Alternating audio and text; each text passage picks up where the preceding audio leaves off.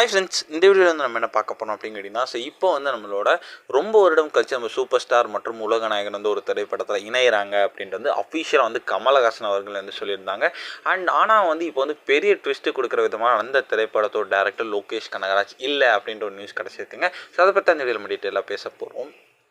இப்போ வந்து தமிழ் சினிமாவோட 2 தூண்களான ஒரு சூப்பர் ஸ்டார் ரஜினிகாந்த் மற்றும் உலகநாயகன் கமலஹாசன் பல வருடங்களுக்கு கழிச்சு வந்து மீண்டும் வந்து ஒரு திரைப்படத்தில் நடிக்க போகிறாங்க அப்படின்ற ஒரு அப்டேட் கிடைச்சது வந்து ரசிகர்களுக்கு வந்து செம்ம பெரிய ஒரு குஷியாக இருக்குது. அண்ட் இந்த ஒரு திரைப்படத்தை கண்டிப்பாக ஒரு ஏட்டர்ஸ் கூட இருக்க மாட்டாங்க அப்படின்னு சொல்லலாங்க. அண்ட் நிறைய பேர் சொல்கிற விஷயம் முதல் 1000 கோடியாக இருக்கலாமா அப்படின்ட்டு. ஏன்னா வந்து தமிழ் சினிமாவோட 2 பெரிய ஒரு ஆக்டர்ஸ் வந்து இந்த திரைப்படத்தில் நடிக்க போகிறாங்க அப்படின்றதுனால அதுவும் ஒன்றா.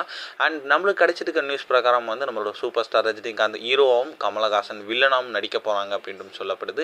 ஸோ என்ன நடக்குதுன்னு தான் வெயிட் பண்ணி பார்க்கணும். ஆனால் வந்து அந்த திரைப்படத்தோட டைரக்டரான லோகேஷ் கனகராஜ் அப்படின்றத வந்து சொல்லியிருந்தாங்க.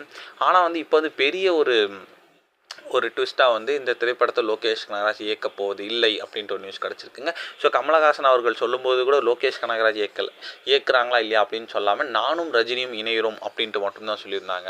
ஸோ நம்ம கடந்த ஒரு 2-3 திரைப்படங்களாக லோகேஷ் கனகராஜ் சரியாக போகலை அப்படின்றதுனால இந்த முடிவு வந்து எடுக்கப்பட்டிருக்கு அப்படின்ட்டு சொல்லப்படுதுங்க.